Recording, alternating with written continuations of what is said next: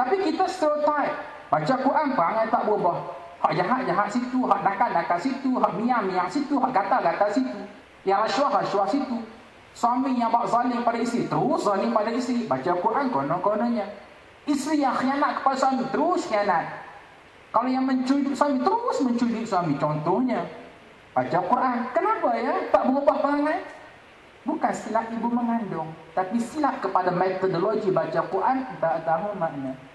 Tuan-tuan dan puan-puan, bagaimana Allah Azza wa Jalla persembahkan kepada kita. Hebat tak hebat Al-Quran, sampai kepekat jangan kata hati manusia, bahkan kalaulah diletakkan di atas gunung sekalipun, bagaimana cair gunung tersebut kerana hebat dan wibawa yang ada pada Al-Quranul Karim. Lau anzalna hadzal Qur'ana 'ala jabalin la ra'aitahu khashi'an mutasaddian min khasyatillah.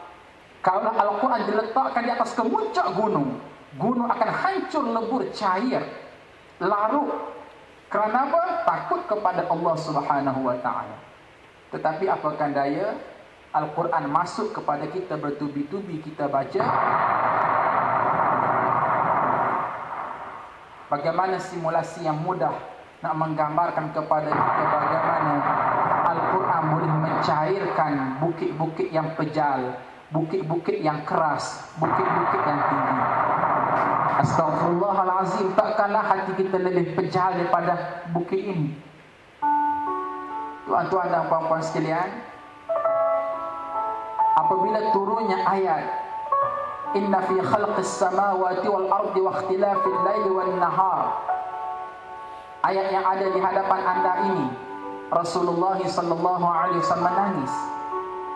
Sehinggalah Bilal bin Rabah yang melihat Rasulullah sallallahu alaihi wasallam menangis, langsung bertanya, ya Rasulullah, ma laka tabki ya Rasulullah, atas gerangan apa kau menangis? Nabi sallallahu alaihi wasallam menjawab dan mengulangkan jawapannya sampai 3 kali, celakalah di kalangan umatku yang baca Quran tetapi tidak beramal dengan isi kandungan Al-Quran. Celakalah umatku yang tadarus Al-Quran tetapi tidak beramal dengan isi kandungan Al-Quran. Celakalah umatku yang tilawah Al-Quran tetapi tidak beramal dengan isi kandungan Al-Quran.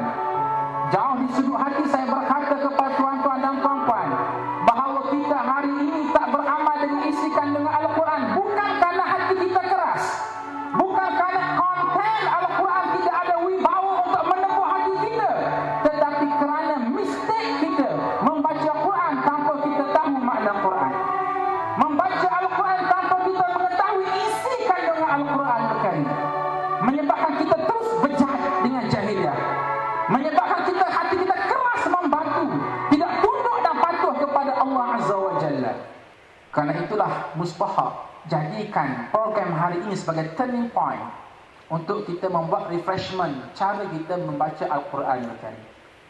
Postmortem tanggungjawab kita terhadap Al-Quran. Tanggungjawab kita pertama mempelajari tajwid Al-Quran. Kedua, membaca secara fasahah. Ketiga, memahami makna Al-Quran. Keempat, beramal dengan makna Al-Quran. Kelima, menyebarkan ajaran Al-Quran. Ayo, standard daripada yang dulu sampai ke sekarang hari ini. Setiap event Ramadan datang, kita tadarus Quran, kita baca Quran, kita tilawah Al-Quran. Apakah kita upgrade kedudukan kita, ada peningkatan, ataupun dia lebih bersifat stereotype? Kebanyakan yang ada ini dia 1-2, kemudian naik balik 1-2, habis 1-2 barulah 1-2 semula, sehinggalah ke tahap 1-2 barulah kembali ke 1-2 semula. Maknanya tak berubah. Inilah kita baca Quran tajwid, habis tajwid kemudian masuk pada fasahah. Yang peliknya bila masuk fasahah undur balik tajwid semula. Bagi saya wallahualam, tajwid ni rasanya 2 minggu selesai. Hukum 5, pusing-pusing hukum 5 situ lah. Bila sekali guru memberi ijazah secara syafawi, kita baca, okey tu guru, nah saya nak baca minta pengesahan ghairil maghdubi alaihim waladdallin. Betul tak? Okey, bacaan kamu sudah betul. Sekali dia iktiraf betul, selama-lamanya insya-Allah betul sampai ke mati. Takkan ada 5 tahun ke depan kita pun ghairul maghdubi alaihim waladdallun amun. Nak beritahu mudah. Kenapa? Kerana kita banyak agenda. So biar ada peningkatan yang kita nak majukan. Biarlah, okey, peringkat ni dah lepas lama dah. Bahkan kita juga lepas membaca surah Fasahah. Maka biarlah kita di peringkat memahami makna, tujuan untuk beramal dengan isi kandungan Al-Quran. Adapun tahap kelima tu, biarkanlah kita letak target 5 tahun akan datang. Jadi barulah kita ada standard KPI yang kita nak capai melalui program Al-Quran yang menjadi titik tolak di bulan Ramadan. Allah Azza wa Jalla menurunkannya. Baik, penutup kepada ceramah saya. Pertama sekali kita ambil jalan tengah sekarang. Ambil jalan tengah. Saya tidak tidak akan berikan perkara yang agak kontroversi di sini. Pertama sekali, kita akan teruskan membaca Al-Quran secara tradisional.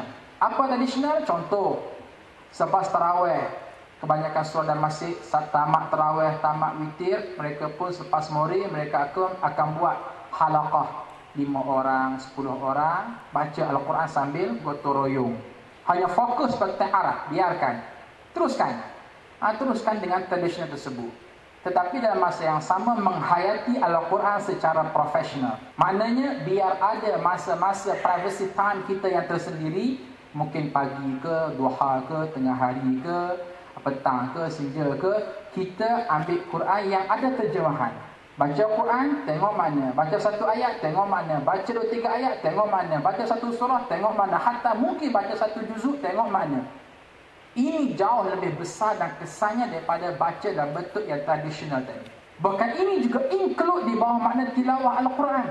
Mungkin ada mereka yang akan timbulkan soalan. Dr. Azhar, kalau saya buat macam tu, baca Quran tengok mana, baca Quran tengok mana, pendek kata tak khatam lah saya ni 30 juzuk Quran.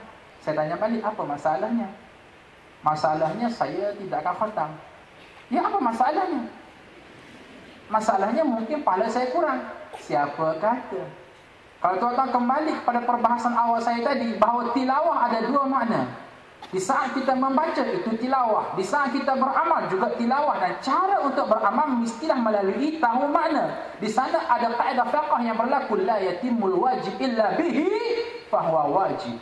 Tidak sempurna perkara yang wajib melainkan terlebih dahulu melakukan hal yang lain, maka hal yang lain juga jadi wajib. Asal baca Quran nak beramal, tetapi mediumnya yang tahu makna, maka tahu makna juga include di bawah makna package tilawah Al-Quran.